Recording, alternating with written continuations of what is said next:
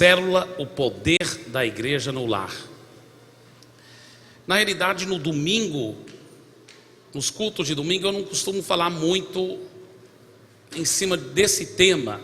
A realidade é que, desde a fundação dessa igreja aqui em Fortaleza, faz menos do que 4 anos, 3 anos e 11 meses aproximadamente, eu preguei, parece que uma vez sobre purê de batata, outra vez sobre fator Barnabé, mas na realidade não foi um tema específico em cima de tudo a ver com célula.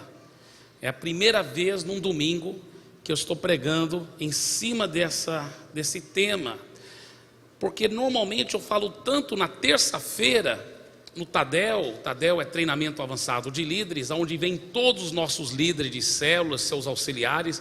Aqui fica sempre lotado na terça-feira à noite, com o treinamento avançado que nós temos para os líderes de célula. Então lá eu falo muito sobre isso, mas eu comecei a pensar em algo interessante, e eu creio que Deus começou a queimar no meu coração algo interessante, que é possível alguém estar frequentando a igreja até fielmente, todo domingo, aqui, a Igreja da Paz, e até gostar muito dos cultos, e ainda não conhecer o verdadeiro coração da Igreja da Paz. É provável que a pessoa possa estar aqui, vindo todo domingo, gostando dos cultos, e ainda não conhecer o verdadeiro coração da Igreja da Paz. Porque a Igreja da Paz, claro, acima de tudo, queremos estimular todos a terem profunda intimidade com Deus, a terem famílias cheias da graça de Deus, baseado na palavra. Mas a Igreja da Paz é uma igreja em células, e então muitas pessoas, se elas não souberem desfrutar da vida da célula, ela acaba perdendo uma grande parte do que realmente é a Igreja da Paz. Então eu não quero isso para ninguém. Agora, claro, ninguém é exigido em participar de uma célula, ninguém precisa, isso é uma coisa espontânea, se você quiser. Porém, é importante que você saiba o que a Bíblia ensina sobre isso. Então, por isso que eu senti dirigido por Deus para trazer essa mensagem, intitulada Célula, o poder da igreja no lar.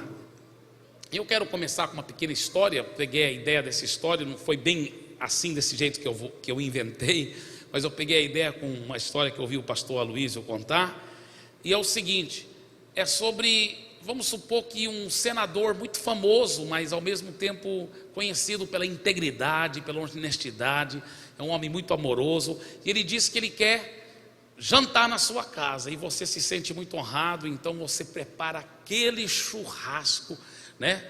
Além de outras coisas, claro, mas o cardápio principal é um churrasco muito bom, e para sobremesa um bolo de chocolate, daquele com pedaços de sonho de valsa, enfim, é um bolo muito delicioso, tá certo? E ele vem para sua casa, ele te trata com muita educação, muito bem, mas você nota que ele come mais salada, pega um pouquinho de arroz por lá e tudo. No final ele agradece, mas não aceita sobremesa, mas ele te trata com muito amor e carinho. Depois que ele vai embora, você pergunta para um dos assessores dele, né? O que está acontecendo? Por que ele não... Não, é porque ele é vegetariano e também ele não gosta de chocolate. Imagina, o cardápio principal era churrasco e a sobremesa principal era um bolo de chocolate. Sabe, muitas pessoas, eu creio, infelizmente, muitos cristãos sinceros, que já nasceram de novo, quando chegarem no céu vão sentir daquele mesmo jeito. Porque se isso acontecesse com você, você não ia sentir horrível? Meu Deus, eu preparei tudo aquilo, era para mim ter investigado primeiro. Se ele era vegetariano, eu teria preparado muitos tipos de salada aqui, não é mesmo? Se ele não gostava de chocolate, eu teria preparado uma sobremesa que ele ia gostar. Muitas vezes cristãos estão fazendo tantas coisas para Deus aqui na terra, se envolvem em todo tipo de ministério, de isso, daquilo, tentando agradar a Deus, mas quando chegar lá no céu, será que alguns não vão ter uma surpresa bem desagradável, que Deus vai falar, não, você Pode entrar no céu, você é meu filho, você nasceu de novo, pode entrar no céu. Agora, infelizmente, a sua vida, você não fez o que eu queria que você fizesse com a sua vida. Infelizmente, a sua vida, você em geral desperdiçou, porque você não usou a sua vida da forma que eu queria que você usasse a sua vida. Não seria muito decepcionante você gastar a sua vida toda querendo agradar a Deus e Ele dizer no final: não gosto de chocolate, e você só preparou chocolate a vida toda. Você entende o que eu estou falando, né? Então, como ter certeza que nós vamos usar a nossa vida da forma que mais vai agradar e glorificar a Deus? Bem, se você quiser saber o que está fortemente no coração de alguém, ou quais são as coisas mais importantes para aquela pessoa, é bem fácil saber. Se os filhos daquela pessoa querem saber, né? Vamos supor, um pai que já morreu. Tá, meu pai morreu, mas antes dele morrer, naquela última meia hora antes dele morrer, que ele chamou a família toda e começou a despedir, o que foi que ele falou?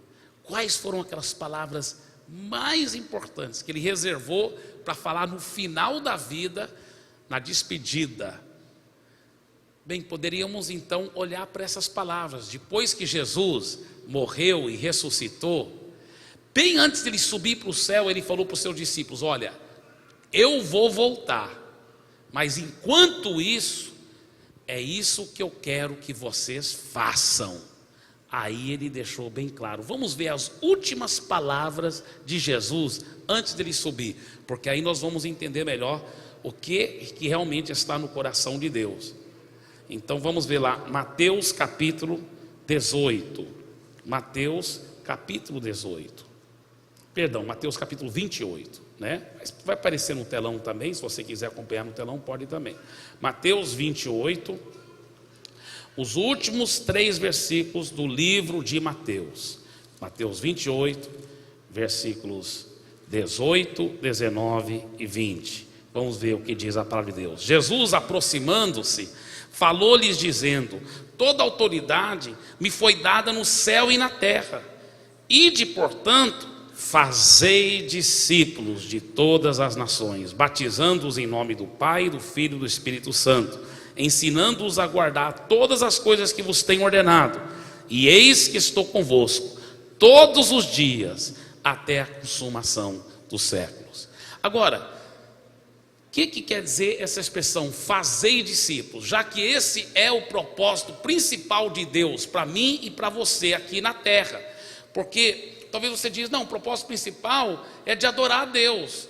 Sim, com certeza, até porque a adoração é o segredo principal para ter intimidade com Deus. E intimidade com Deus é o segredo dos segredos. Talvez você diz: não, a razão principal é da gente ter comunhão um com os outros, ser uma família espiritual. Ah, isso é tão lindo. Isso, sem dúvida, é uma das razões que nós estamos aqui na terra. Mas você já pensou de uma coisa? Se Deus nos levasse para o céu logo, a gente não ia poder adorá-lo muito melhor ainda lá no céu? A gente não ia ter mais profunda comunhão um com os outros, muito mais lá no céu? Por que Deus nos deixou aqui na terra? Ele nos deixou na terra por essa razão aqui. Ele nos deixou com uma missão de fazer discípulos. O que é fazer discípulos? Eu resumi fazer discípulos numa frase bem simples, que se chama ganhar vidas e cuidar bem delas. Não é só fazer convertidos. Jesus não diz: ide fazer convertidos. A pessoa tem que converter-se para Jesus. Isso é o primeiro passo. Mas depois ela tem que ser cuidada, ela tem que ser discipulada, ela tem que ser acompanhada. Então, essa é a grande comissão de Deus para todos os seus filhos: ganhar vidas para Jesus e cuidar bem delas. Ganhar vidas para Jesus e cuidar bem delas. Agora, a grande pergunta, já que esse é o propósito principal de Deus para nós como cristãos aqui na terra, como ganhar vidas e cuidar bem delas? Como que nós vamos fazer isso? Bem, tem as maneiras do homem. O homem tenta inventar muitas maneiras de ganhar vidas, né? Uma delas, que tem sido muito usado no meio religioso, é o que é chamado do clericalismo, é dizer, não, o clero que tem que fazer isso. Os leigos vão ajudar através das orações, através das contribuições, mas o clero que tem que fazer, os pastores, os líderes da igreja, eles que têm que ganhar almas e cuidar bem delas. Nós, como os leigos, né, isso é o pensamento religioso, o clericalista, nós, como os leigos, temos que só apoiá-los, não é mesmo? E essa é a maneira do homem pensar, porque não está isso na Bíblia. Às vezes, quando um pastor procura colocar em prática o que a Bíblia fala, mobilizando toda a igreja para fazer discípulos, toda a igreja para ganhar almas, não na Igreja da Paz, porque o povo aqui já tem um conhecimento, toda a glória seja dada a Jesus por isso. Mas tem algumas igrejas onde os pastores mesmo me falaram que quando eles começaram a falar para o seu povo, vamos ganhar almas para Jesus, gente, vamos cuidar bem das almas, vamos discipular, que aqueles membros falaram, negativo, pastor, nós estamos financiando o Senhor para fazer isso, agora o Senhor quer dar o trabalho para nós?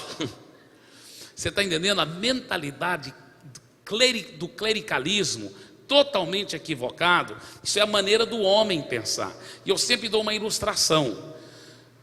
Quando um pastor, porque a Bíblia compara nós pastores com o pastor de ovelhas. Quando um pastor de ovelhas mesmo, do animal, ele quiser multiplicar o rebanho dele, como que ele faz? Claro que não é verdade essa ilustração que eu vou dar.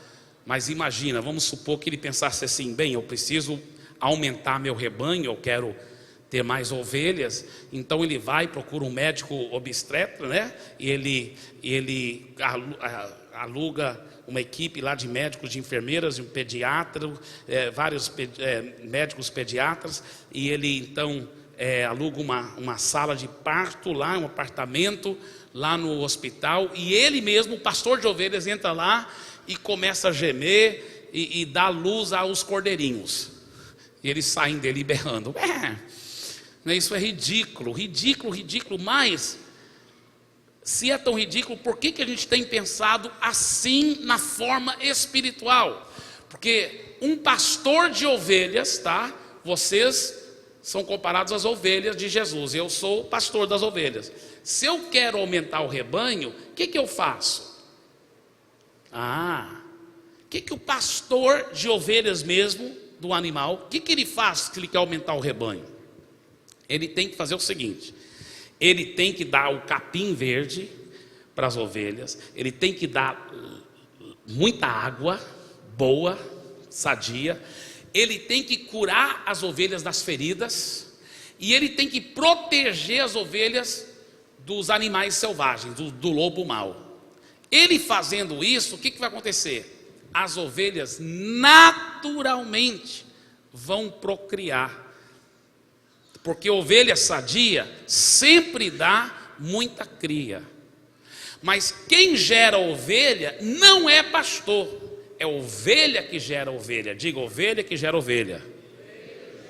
Aí você fala, pastor, quer dizer que vocês pastores não vão ganhar almas para Jesus. Escuta bem, o pastor, o papel dele é garantir que as ovelhas sejam sadias. Agora escuta bem, eu não somente sou pastor, eu sou acima de tudo uma ovelha do grande pastor Jesus.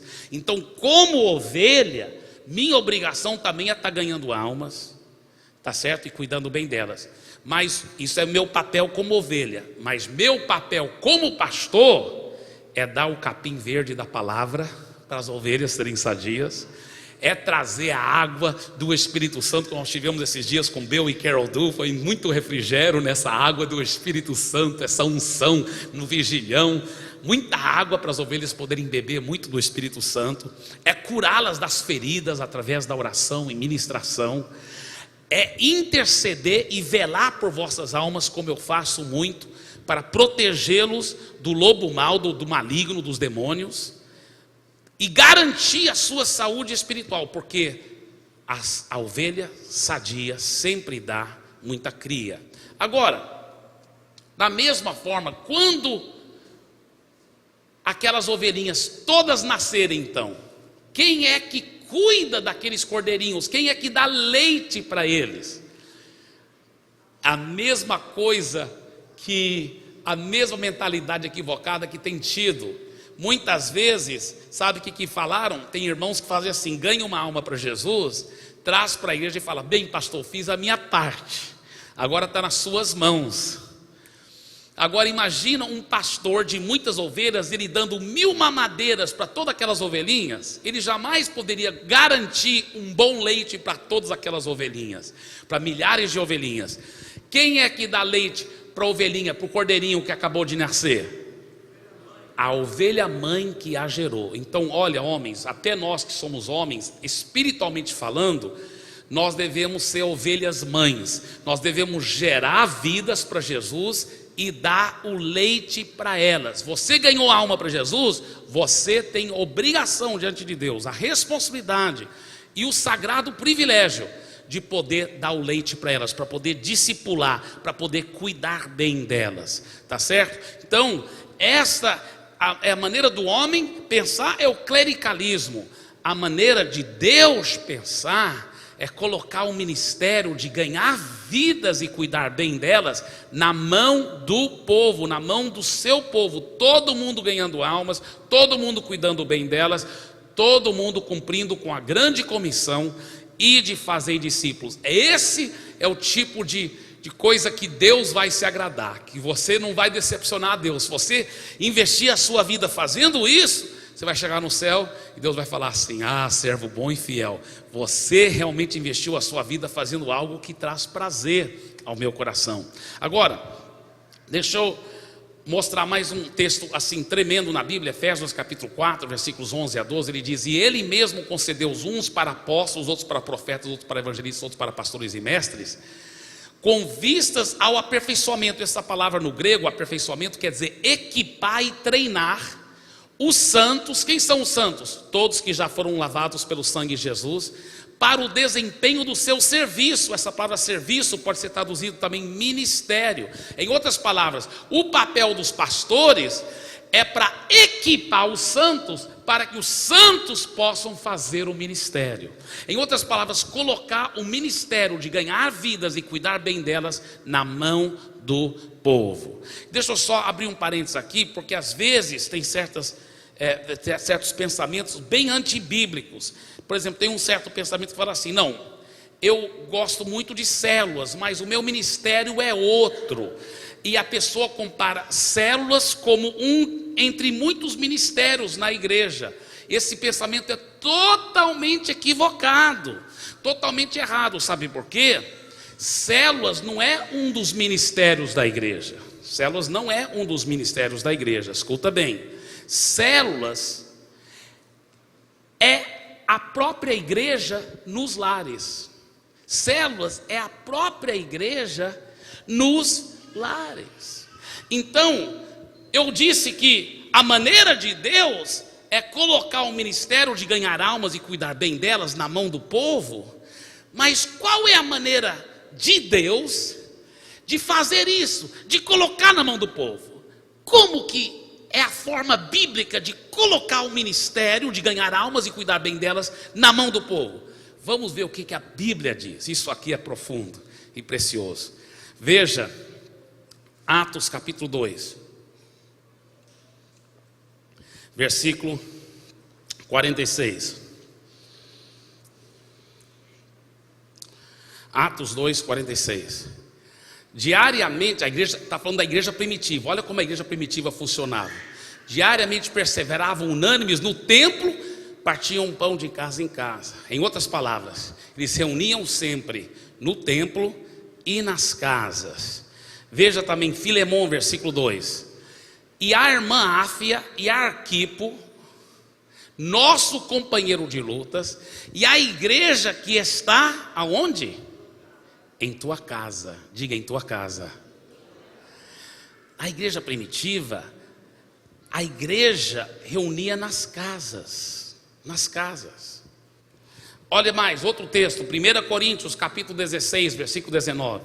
As igrejas da Ásia vos saúdam no Senhor. Muito vos saúdam Áquila e Priscila, e bem assim a igreja que está na casa deles. Olha só, isso não é um dos ministérios da igreja, isso é a própria igreja nas casas. Essa é a visão de Deus. Que mais? Veja também Colossenses capítulo 4, versículo 15. Saudai os irmãos de Laodiceia e a ninfa e a igreja que ela hospeda em sua casa. Irmãos, a Bíblia está cheio disso. Está cheio disso. Olha esse texto de Romanos. É impressionante esse texto em Romanos, porque a carta que o apóstolo Paulo escreveu aos Romanos, inspirado pelo Espírito Santo, claro, hoje aplica para todos nós, mas originalmente foi o apóstolo Paulo, foi inspirado pelo Espírito Santo para escrever essa carta à igreja de Jesus que estava em Roma. Então, no começo da carta ele fala, olha, para todos os santos da igreja de Jesus lá em Roma. Mas no final da carta, lá no último capítulo, capítulo 16, ele começa a mandar saudações específicas, e tudo indica, irmãos, vocês vão ver por que eu estou falando isso, tudo indica que essas saudações específicas são para os líderes das células, das igrejas nas casas, e ele vai mencionando esses líderes, diversos líderes das igrejas nas casas lá em Roma. Então a igreja da cidade era subdividida em igrejas nas casas. É uma coisa fabulosa. Vamos ler aqui, olha. Recomendo-vos a nossa irmã Febe. E olha só uma coisa interessante, duas coisas que eu quero falar. Primeiro, é uma mulher. Como que o diabo tem enganado as pessoas com preconceito contra as mulheres? Muitas igrejas tradicionais falam, Deus não quer usar as mulheres, isso é uma coisa do modernismo, isso aí é uma coisa do movimento feminista. Nada disso, irmãos. As esposas, elas vão continuar submissas aos maridos, a família vai continuar sendo uma linda, toda a organização tem que ter uma ordem, e Deus colocou a ordem na casa. A ordem na casa é que o marido é o líder, a mulher é submissa, os filhos são submissos aos pais. Isso quer dizer que a mulher é menos importante do que o homem? Jamais, não, nunca. Em termos de importância, como que a Trindade é organizada? Deus Pai, Deus Filho, Deus Espírito Santo. Nenhum dos três é mais importante do que o outro. Em termos de importância, os três estão no mesmo nível. Mas em termos de organização, tudo é organizado no reino de Deus. O Filho submete ao Pai, e o Espírito Santo se submete ao Filho. Isso que a Bíblia diz. Então, em termos de organização é Pai, aí depois vem o Filho, depois vem o Espírito Santo. Mas em termos de importância estão no mesmo nível. Assim na família, em termos de importância, o pai, a mãe e os filhos têm valor intrínseco igual diante de Deus, o mesmo valor, são tão importantes um quanto o outro. Mas em termos de organização, em termos de liderança, é o pai, depois vem a mãe, depois vem os filhos. Agora, o que nós temos que entender é que diante de Deus a mulher é igualmente importante, e ela poderá ser usada igualmente igual ao homem. Ela pode ser usada do mesmo jeito. É a tradição machista que diz que mulher não pode ser grandemente usada por Deus. Isso é uma tradição antibíblica, porque a igreja primitiva, ela usava igualmente todas as mulheres, poderosamente. E aqui nós vemos um exemplo. Recomendo-vos a nossa irmã Febe, que está servindo a igreja de Cencreia. Ela estava trabalhando lá como obreira, como uma grande mulher de Deus. E deixa eu te falar uma coisa, esses nomes parecem um pouco estranhos, vocês vão ver, né? Febe e outros aí, mas é porque eram nomes no grego ou no hebraico, e ao ser traduzido para o português fica estranho, mas na língua deles é bonito, viu, irmãos? Amém. Então, mas é um pouco estranho esses nomes para nós, né? Para que a recebais no Senhor como convém aos santos, e ajudeis em tudo que de vós vier a precisar, porque tem sido protetora de muitos, e de mim inclusive. Saudai Priscila e Áquila, meus cooperadores em Cristo Jesus. Espera aí, vamos ver uma coisa aqui. Esse é um casal. Na cultura ocidental, a coisa mais comum é sempre falar o nome da mulher primeiro. Não sei se você sabe, é errado para nós do Ocidente falarmos assim, senhores e senhoras. Não, o certo é dizer senhoras e senhores, sempre o nome da mulher primeiro, tá certo? Porém, na cultura oriental não era assim não. Até hoje não é assim. Na cultura oriental, fala assim: senhores e senhoras. Você sempre coloca o nome do homem primeiro. Agora, a Bíblia foi escrita no contexto da cultura oriental, na Ásia. Por que colocou o nome da mulher primeiro? Dizem os teólogos que só pode ter sido isso se, por alguma razão, a Priscila, que talvez estava liderando essa igreja no lar. Agora, deixa eu só falar uma coisa interessante, escuta bem. Mais tarde em Coríntios, Paulo saúda essa igreja de novo, e já o nome do Áquila está em primeiro lugar. Por quê? Sabe por quê? Porque isso tem acontecido muito em nosso meio. Muitas vezes a mulher primeira para converter, ela é mais antiga na fé, e ela se torna líder da célula. Mas depois o marido também converte, ele vai crescendo, e ela tem o maior prazer dele se tornar o líder da célula. Mas mesmo quando a mulher é líder de célula, ela continua submissa, quebrantada, ela continua submissa ao marido. Na família, ele é o líder. É só que na célula, ela que converteu primeiro, ela está crescendo mais rápido, mas depois, na medida que ele vai crescendo também, ele se torna o líder. Então depois, o nome de Áquila que vem primeiro, que coisa bonita. Mas vamos ver aqui, olha, vamos ver. Volta para o versículo 3, por favor, querido. Olha só: saudai Priscila e Áquila, meus cooperadores em Cristo Jesus. Agora continuando, versículo 4: os quais pela minha vida arriscaram a sua própria cabeça, e isso lhes agradeço, não somente eu, mas também todas as igrejas dos gentios. Saudai igualmente a igreja que se reúne na casa deles. Diga: a igreja que se reúne na casa deles. Irmãos, a Bíblia é muito claro, mas continua.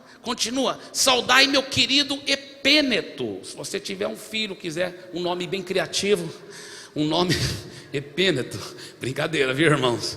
Epêneto, primícias da Ásia para Cristo. Mas esse Epêneto deve ter sido um líder também de célula. Saudai Maria, também um nome bonito.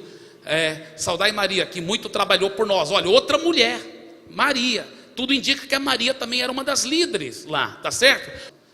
7. Saudai Adrônico e Júnias. Que nomes impressionantes. Meus parentes e companheiros de prisão, os quais são notáveis entre os apóstolos, estavam em Cristo antes de mim. Saudai Ampliato. Ele tem uma visão bem ampla. Ampliato, meu dileto amigo no Senhor.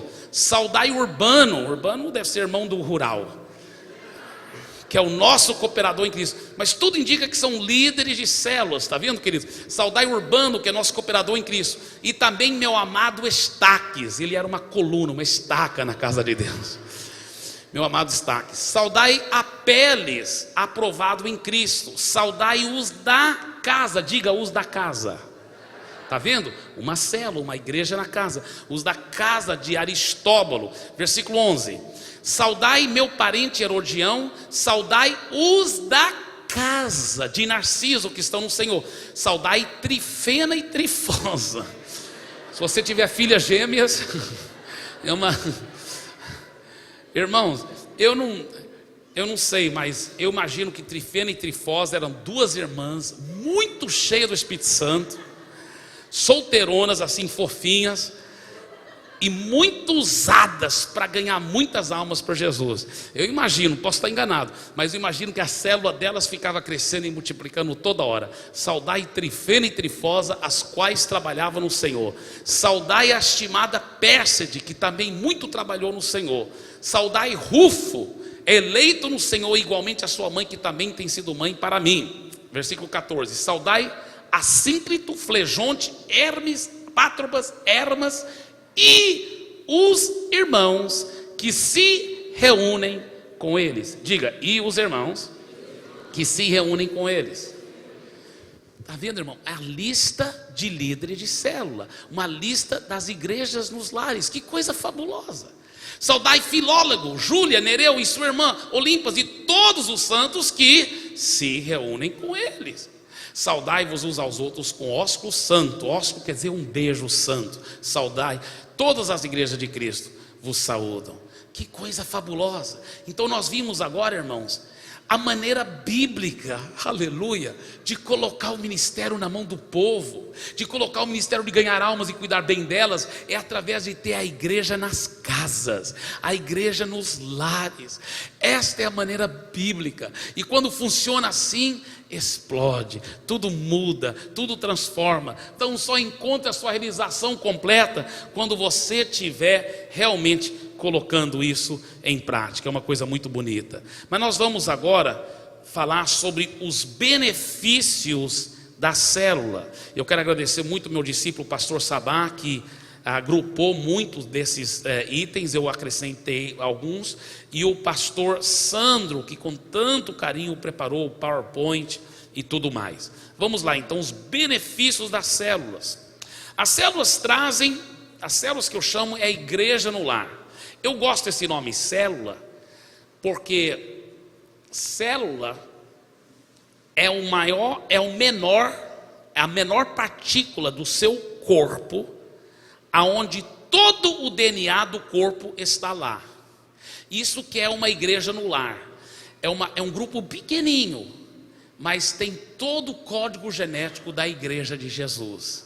Está entendendo? Então a célula realmente ela pela própria definição biológica, ela já mostra o que é uma igreja no lar.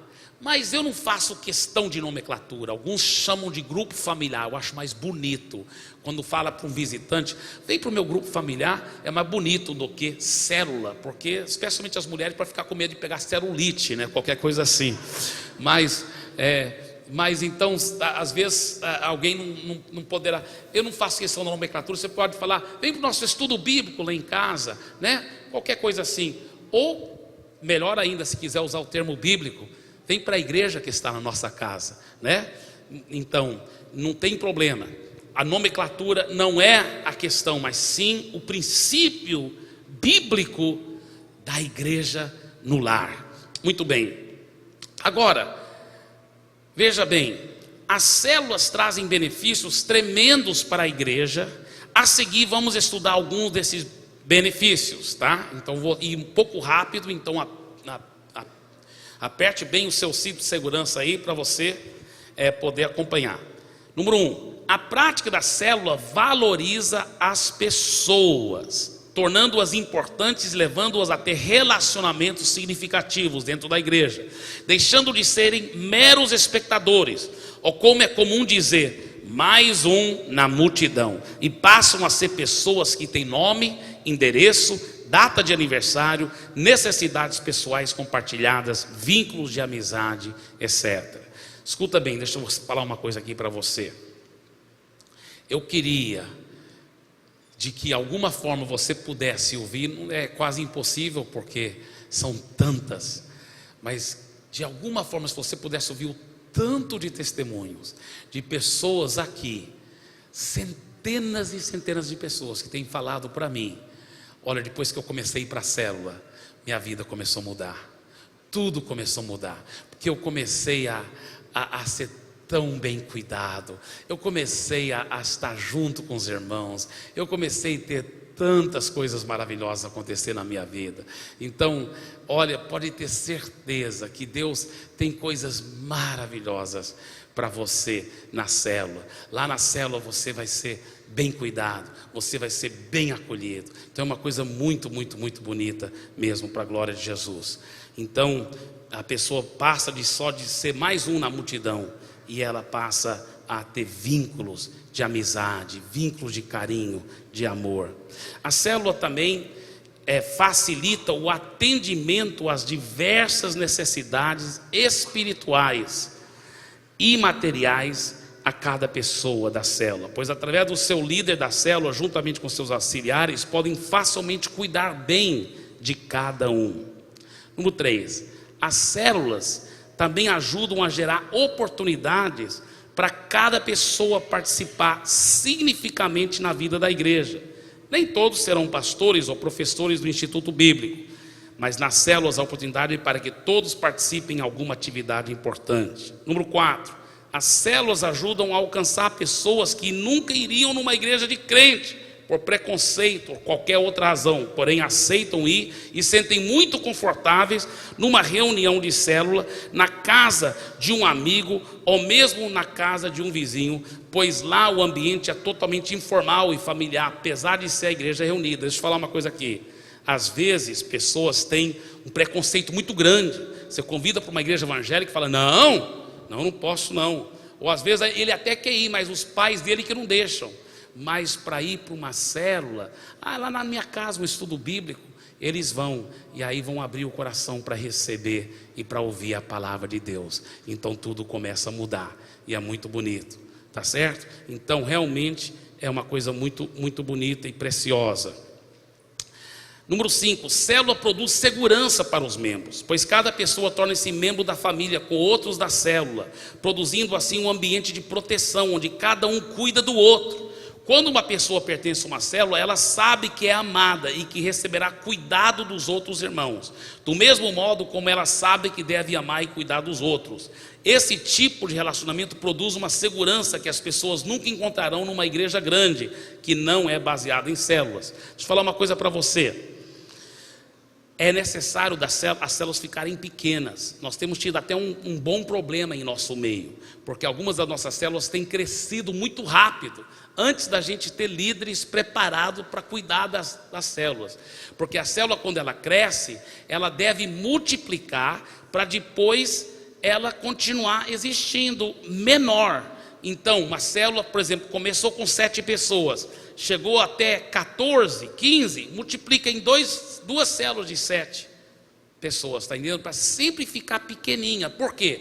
Porque quando ela é pequenininha, você senta naquela roda, você sabe o nome de todo mundo, vocês trocaram experiências, vocês vão ligar durante a semana. Você sabia de uma coisa? A reunião da célula é só 40% no máximo das verdadeiras atividades daquela célula, porque a célula é a igreja no lar, vivendo 24 horas por dia o amor de Jesus um com o outro, ligando um para o outro, cuidando um do outro, garantindo que o outro está sendo bem discipulado. Quando um fica doente, todo mundo liga, todo mundo visita. Talvez você diz: pastor Eibe, muitos vão dizer, minha célula já está funcionando assim. Mas talvez tenha alguém que diga assim: não, mas na minha célula não está funcionando bem assim ainda. Deixa eu explicar uma coisa, preste bem atenção no que eu vou dizer, querido. Se não está funcionando, mas você poderá ajudar a garantir que vai funcionar desse jeito. Você poderá começar a cuidar um do outro, começar a visitar um ao outro, começar a participar um com o outro, em nome de Jesus. Vamos continuar, que coisa maravilhosa, aleluia. Veja bem mais o que diz aqui, esses princípios baseados na palavra de Deus. É um ambiente espontâneo e informal. Na célula não há lugar para liturgia e formalismo religioso, pois tudo é feito espontaneamente, num ambiente informal. Sabe quem não gosta de célula? Com todo carinho, creio que não tem ninguém aqui assim, mas sabe quem não gosta de célula? É os que gostam de aparecer, os que gostam de fazer aquelas apresentações especiais, de cantar na frente da multidão, de ser um superstar evangélico, sabe? Esses sempre falam: a célula é ruim. Por quê? Porque a célula é um grupo pequeno, e eles não podem ficar famosos na célula. Você está entendendo? Eles não podem ficar famosos, eles não podem aparecer. Mas sabe que isso é bom? Porque só deve ter uma estrela, um superstar, que é Jesus, amém? E por isso que a célula é outra coisa linda. Sabe por quê, irmão? Sabe que Deus já tem me falado claramente? Os maiores milagres que vão acontecer em nosso meio, sim, aqui no prédio da igreja eu creio que muitos aleijados vão andar, cegos vão enxergar, famílias vão ser transformadas, mas os maiores milagres vão ser através da sua vida lá na célula. Quando você orar pelas pessoas, você vai ver os milagres que vão pipocar, porque Deus quer usar você. Deus quer usar você, diga: Deus quer me usar, amém? Isso é tão lindo, gente, isso é tão maravilhoso, glória a Deus. Então olha o que diz aqui, eu gosto tanto. Ambiente espontâneo e informal. Na célula não há lugar para liturgia e formalismo religioso, pois tudo é feito espontaneamente e num ambiente informal. Você pode ir de bermuda, de sandália para a célula, não tem que ir de roupa social. pode vir tranquilo, confortável, porque é uma família espiritual, aleluia. Da mesma forma, não há espaço para shows de qualquer espécie, pois na célula o centro das atenções só é Jesus. Se alguém não gosta de formalismo, célula é o melhor lugar para ir.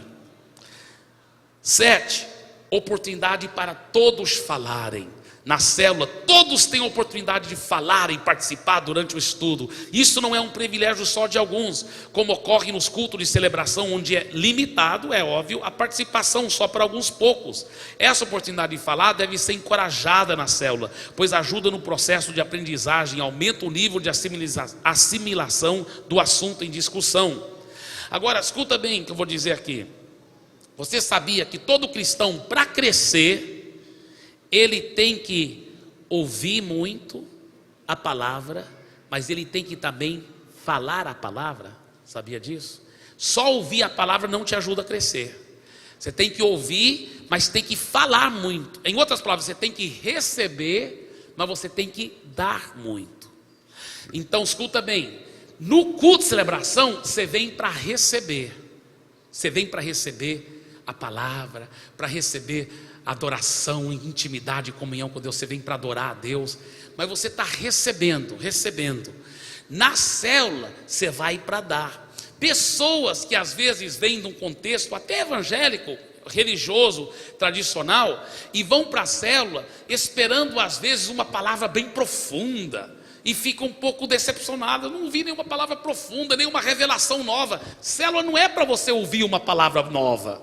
Célula é para você falar. Você vai aprender enquanto você está falando. Para você crescer espiritualmente, você vai ouvir e receber no culto de celebração, mas você vai dar e falar na célula. Você vai compartilhar. Na medida que você vai compartilhando, você vai crescendo espiritualmente. Então a célula não é para ser uma coisa super profunda. A célula é para ser um compartilhamento de vida, na prática, no dia a dia, como funciona a palavra de Deus. Na medida que você vai falando, fazendo perguntas, respondendo, você vai crescer espiritualmente. Então é uma coisa muito gostosa, muito preciosa. Muito bem, outra coisa interessante é que as células motivam a ganhar outras pessoas para Jesus. A prática da célula mantém, por causa do alvo de multiplicação, as pessoas sempre motivadas a ganhar outros para Jesus. Isso os leva a convidar novas pessoas, visitar e evangelizar amigos, vizinhos, parentes e etc. Número 9, a célula é o melhor ambiente para cuidar dos novos convertidos. Imagina alguém novo convertido no meio de uma igreja grande, fica meio perdido lá. Não, pelo amor de Deus, meu irmão, você tem que estar envolvido num grupo pequeno, onde você vai ter uma família espiritual que vai cuidar de você, que vai amar você, onde você vai estar tudo bem cuidado, bem tratado. É uma coisa tão especial para a glória de Jesus. A célula não limita nosso crescimento. Em outras palavras, a prática da célula nos liberta da ideia que nossa missão acaba quando o prédio enche, pois com as células nosso crescimento é ilimitado e não precisamos preocupar com prédios, pois o nosso lugar de reunião é a casa dos irmãos, e os cultos de celebração podem ser feitos em dias e horários diferentes no mesmo prédio. A célula coloca o ministério na mão do povo. A célula é o melhor lugar para formar líderes, porque aí você não está formando galinha de granja. Galinha de granja é como se fosse só um instituto bíblico, onde enche de hormônios, aquela galinha tufa, cresce rápido, mas quando ela vai na vida real, se ninguém der ração para ela, e ela precisa ciscar para tentar achar uma minhoca, ela vai ciscar, ela quebra o pé na hora. Sabe por quê? Porque ela cresceu artificialmente. O seminário muitas vezes é assim, a pessoa fica isolada lá 4 anos, crescendo artificialmente. Né, irmão? Você foi seminarista há muitos anos, hoje agora você é um grande homem de Deus, que lidera muitas células, mas ele estudou para ser sacerdote muitos anos, ele sabe como é, se isola lá em seminário, e você se enche de hormônio, cresce artificialmente. Na célula não, a pessoa vai crescendo, vai multiplicando a célula, vai ganhando almas, ele vai supervisionando as células.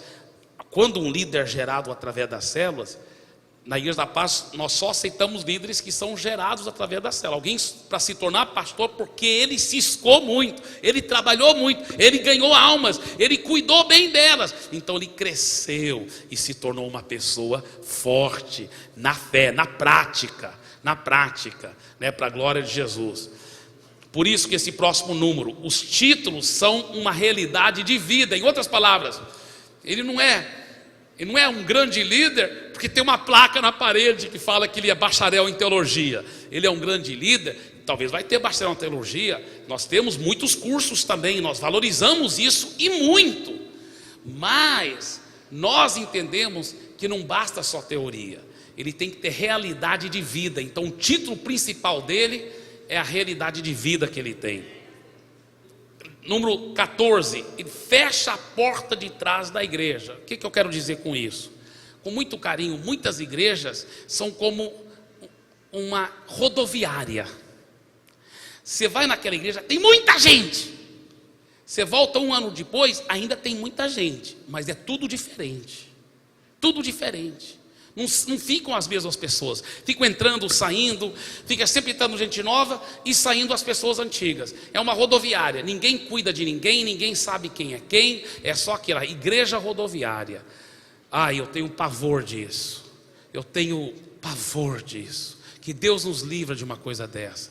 Nós temos que cuidar bem das pessoas, nós temos que formar vínculos profundos. Se tem uma coisa que eu mais quero, é garantir que todo mundo vai ser bem cuidado, bem discipulado, bem pastoreado. E as células são uma forma dentro daquela família espiritual para garantir isso. Eu falo para os meus líderes de célula, pelo amor de Deus, você que tem que garantir isso. Mobilize muitos discipuladores lá na sua célula. E nós ajudamos muito nossos líderes de célula, nós treinamos a eles, nós damos instituto bíblico para eles, nós damos as ferramentas para eles, porque nós queremos garantir que todo mundo vai ser bem discipulado, todo mundo mais bem cuidado. E nós temos aplicado fé em cima das palavras de Jesus em João 17:12, onde ele estava prestando contas para o Pai acerca dos discípulos dele. Ele disse: eu os guardei, eu os protegi e não perdi nenhum deles. Nós também falamos isso. Nosso alvo, nossa fé, não é só um alvo não, é uma fé viva, que nós vamos guardá-los, nós vamos cuidar bem das ovelhas, nós vamos protegê-los, e nós não vamos perder nenhum, em nome de Jesus. Você fala, mas pastor, eu soube de alguém que saiu. Sim, mas nossa fé é que vai voltar, vai voltar, porque nós não vamos perder nenhum, nós vamos cuidar bem em nome de Jesus. E quando nós sabemos, nós vamos atrás com amor, com carinho, porque é a famosa porta dos fundos, né? Você já ouviu falar daquelas igrejas onde entra gente pela porta da frente, mas sai mais gente pela porta dos fundos. Então, quer dizer, entra e sai.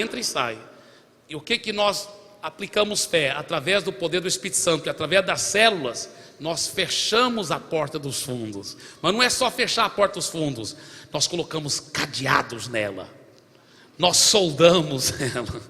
Nossa fé é igual um irmão falou assim, rapaz, eu fui só para visitar, mas eu caí na arapuca santa de Jesus, desse amor, desse carinho, não consegui sair mais, aleluia. Eu falei, glória a Deus, que nós queremos cuidar bem, nós queremos amar. Tudo é através do amor, do carinho, através da conquista, nós entendemos isso.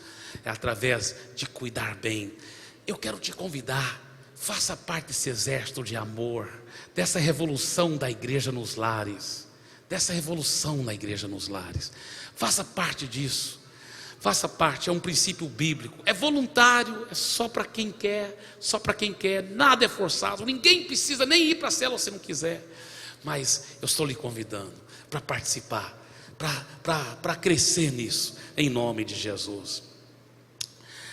Dentro da célula, a realidade é que mais cedo ou mais tarde as máscaras vão caindo, as pessoas vão se abrindo, nem tanto na reunião da célula que é para se abrir no discipulado 1 a 1, mas as pessoas vão se tornando mais sinceras, mais cheias de transparência, se tornando pessoas reais. Na célula a gente aprende que você não tem que aparecer muito espiritual toda hora.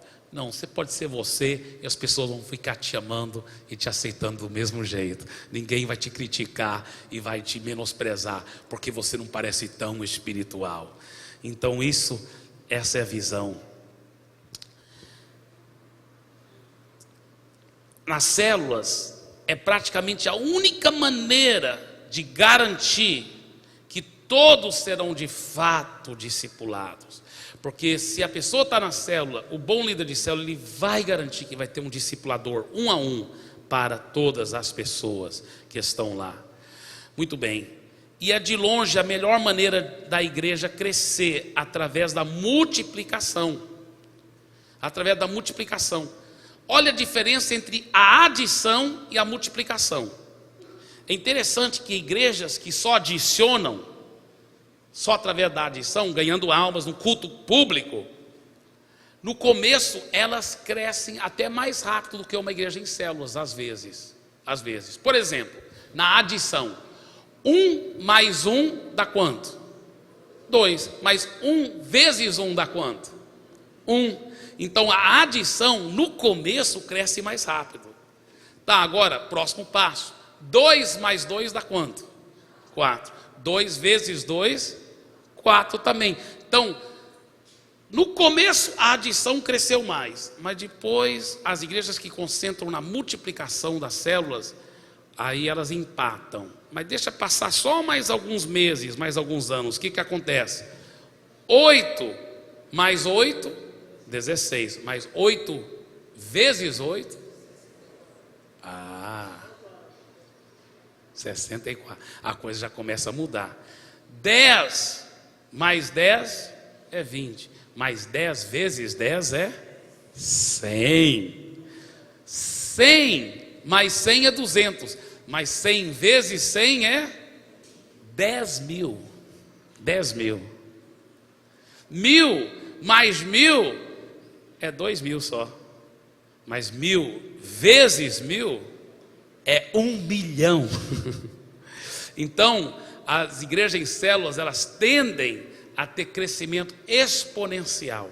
É uma coisa impressionante o que acontece para a glória do Senhor Jesus.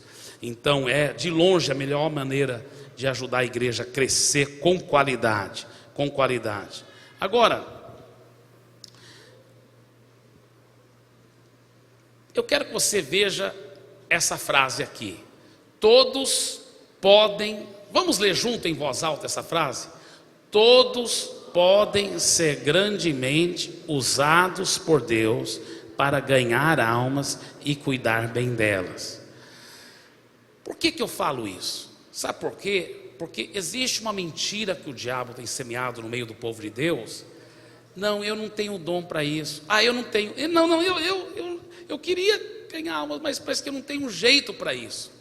Olha, você não tem que fazer uma coisa difícil, ir de porta em porta batendo, passando momentos constrangedores.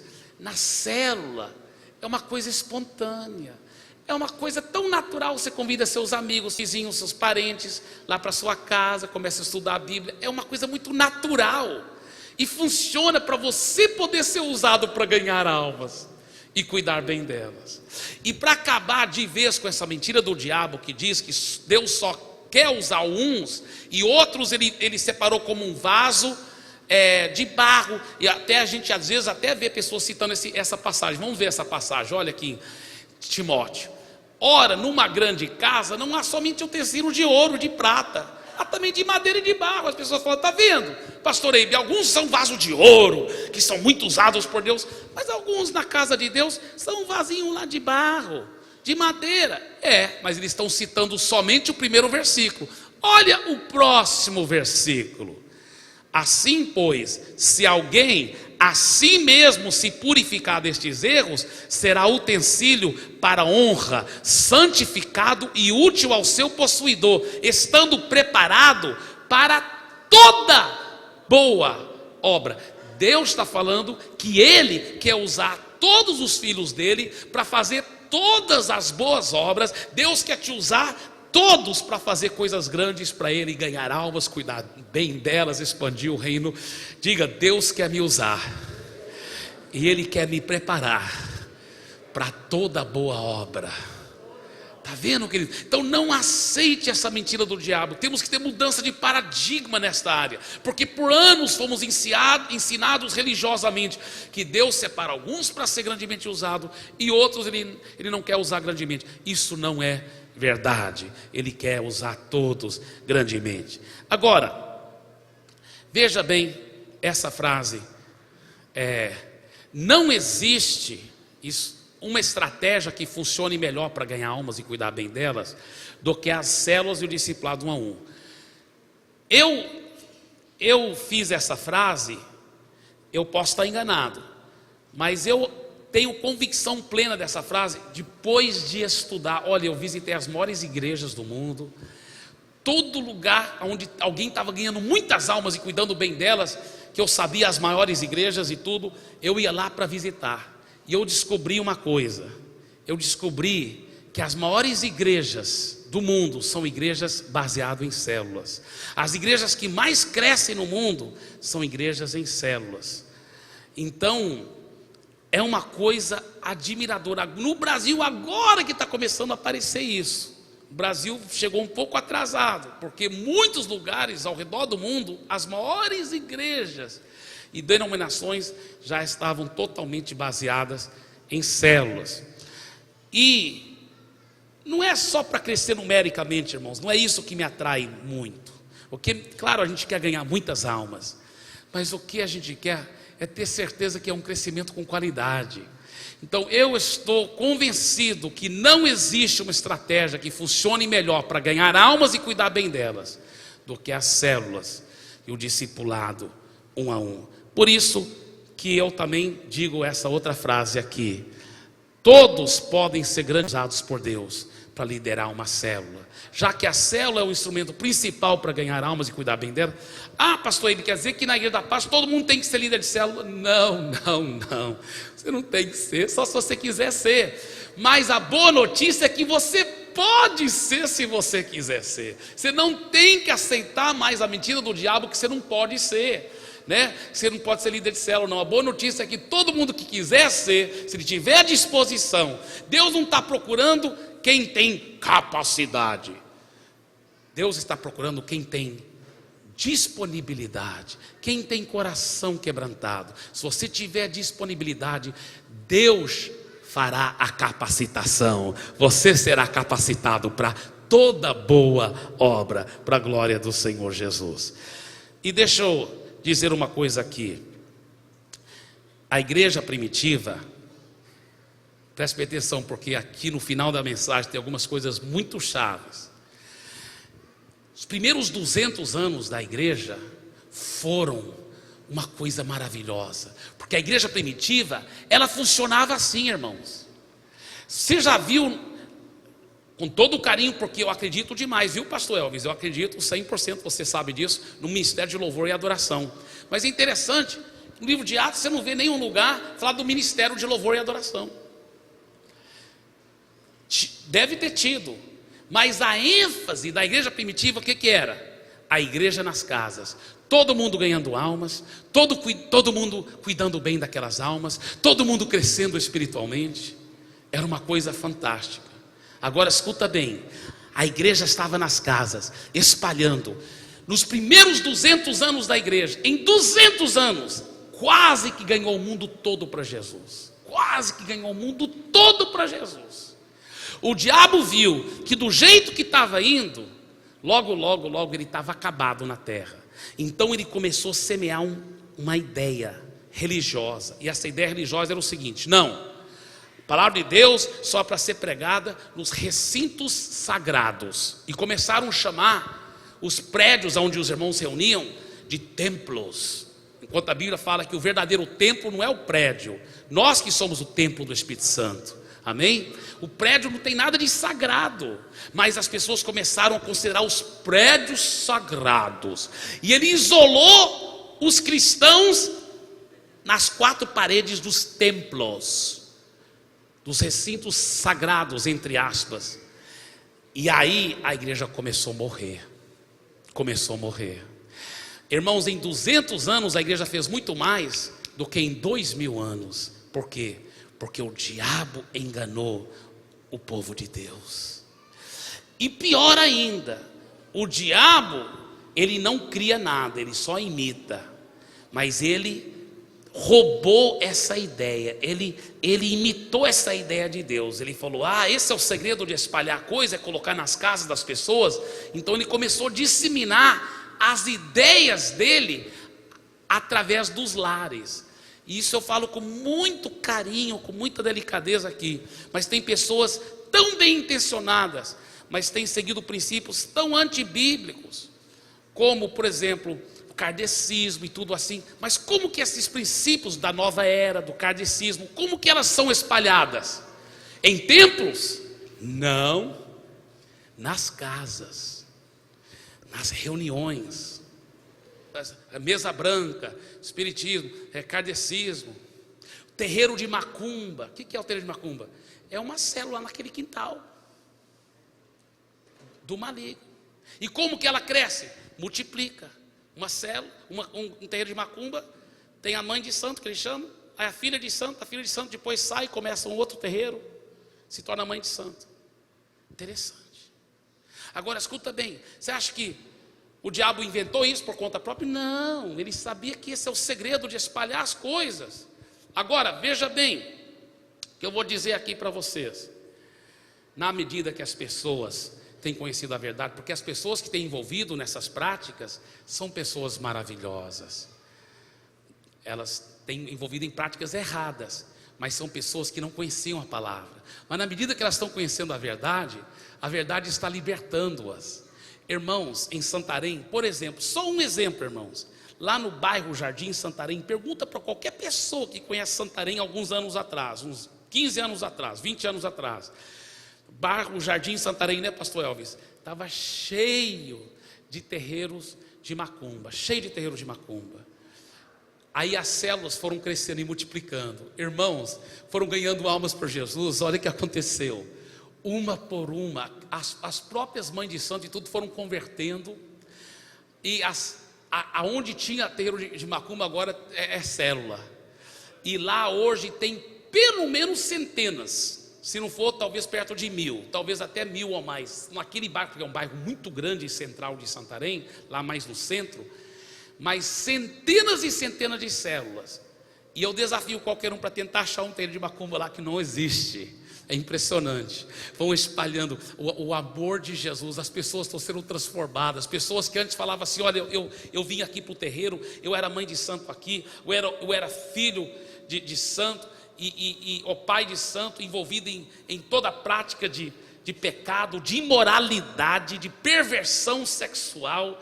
Minha vida era um caos, minha família estava destruída. Jesus transformou minha vida, eu nasci de novo, curou meu casamento, transformou minha família, e hoje é uma célula na minha casa, para a glória do Senhor Jesus. Eu vou te falar, é muito bonito ver isso acontecer, é muito poderoso. E isso está acontecendo de uma forma gloriosa. Olha aqui os dados lá da igreja onde eu tive o privilégio de pastorear por 23 anos e ainda tenho o privilégio de supervisionar. Hoje são 45 cultos de celebração em diversos prédios espalhados pelo...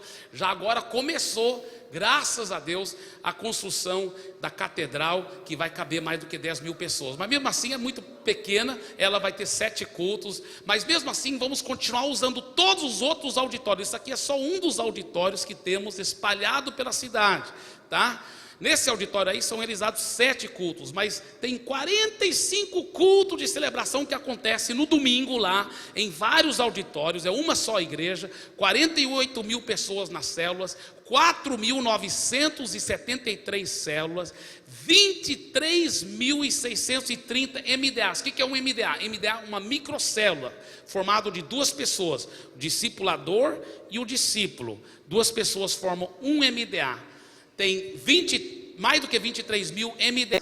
E tem de grupos de evangelismo, que as células vão formando esses outros grupinhos para evangelizar, mais do que 8.277 grupos de evangelismo. Agora, deixa eu falar uma coisa para você.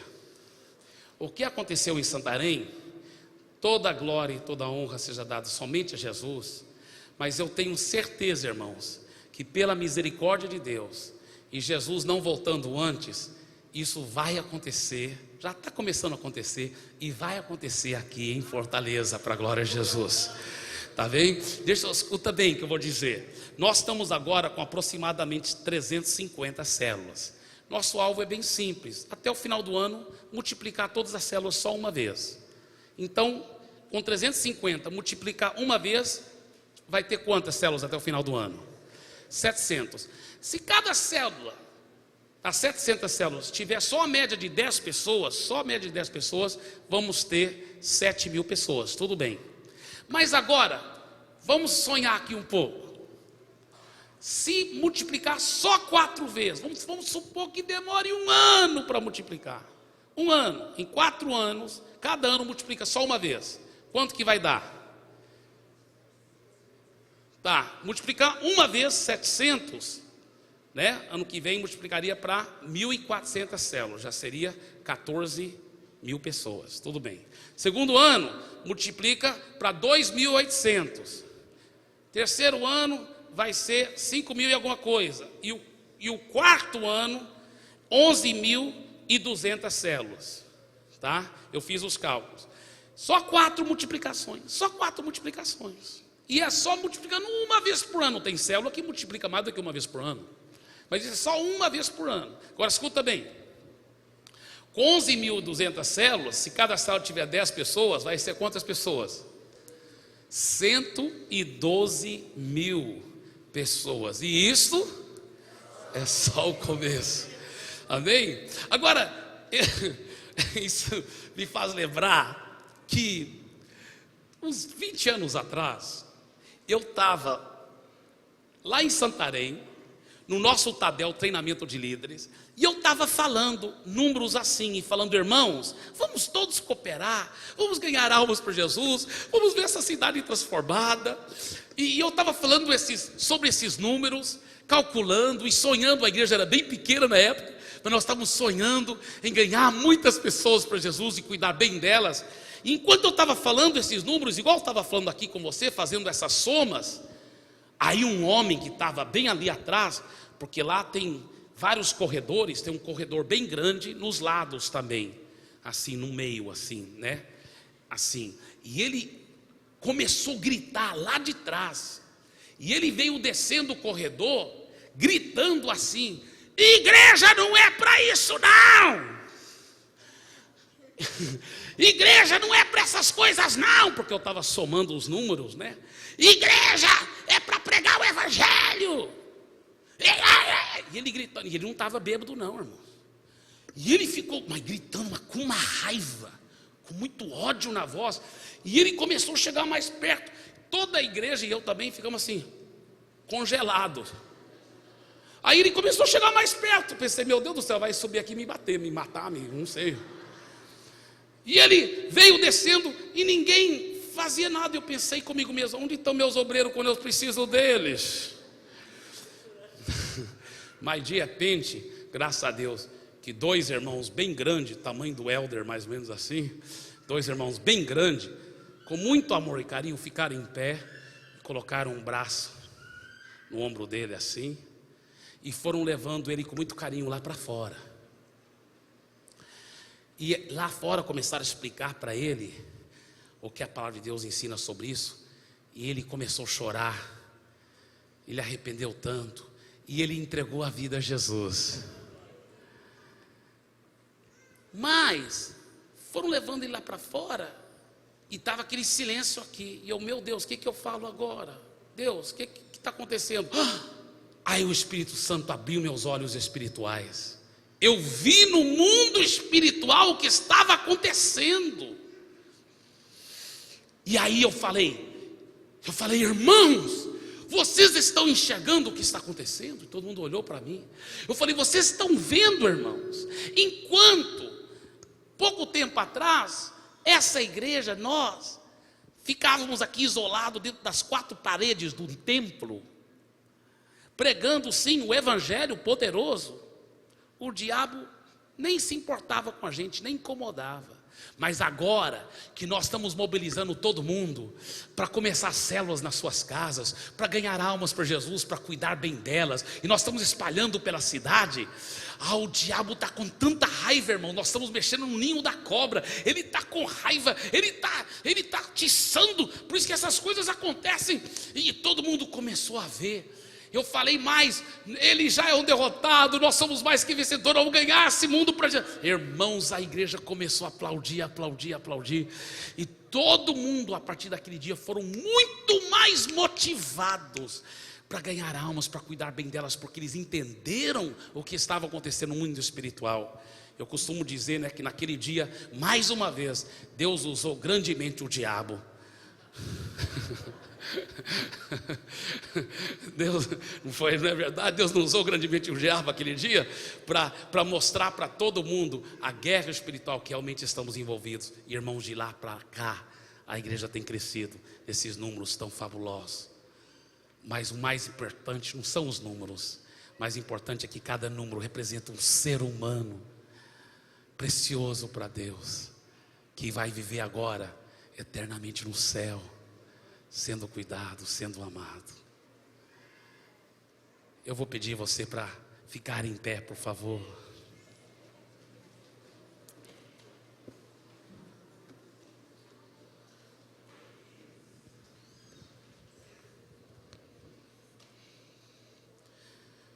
Pastor Elvis me fez lembrar, eu tinha esquecido. Obrigado, Pastor Elvis.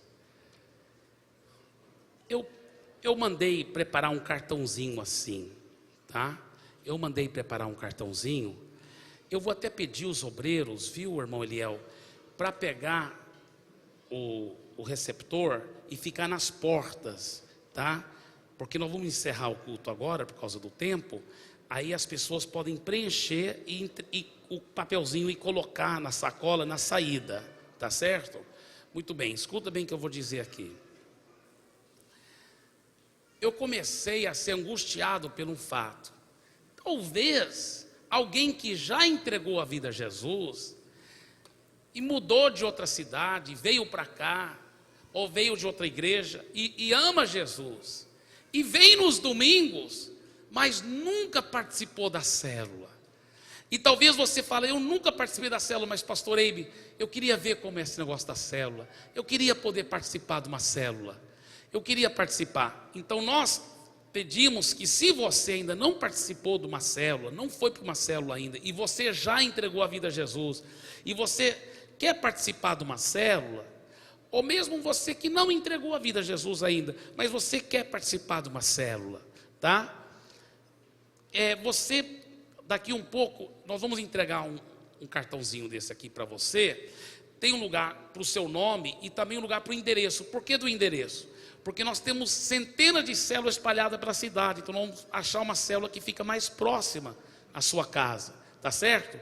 E também data do nascimento. Por que data do nascimento? Porque nós temos muitos tipos de célula. Tem célula para crianças, adolescentes, jovens e adultos. Então, dependendo da sua faixa etária, nós queremos te colocar numa célula onde você vai se sentir bem confortável, se você quiser. Tá certo? Então, se você quiser, nós queremos poder te servir para que você tenha uma célula muito especial, cuidando bem de você, tá certo? Então, aonde você estiver, se você ainda não está participando de uma célula e você gostaria de poder visitar uma célula, levanta bem alto sua mão e eles vão entregar, os obreiros vão entregar agora o cartãozinho para você. Eu sei que muitos já estão na célula, mas se você não estiver na célula, pode levantar bem alto a mão e eles vão entregar para você.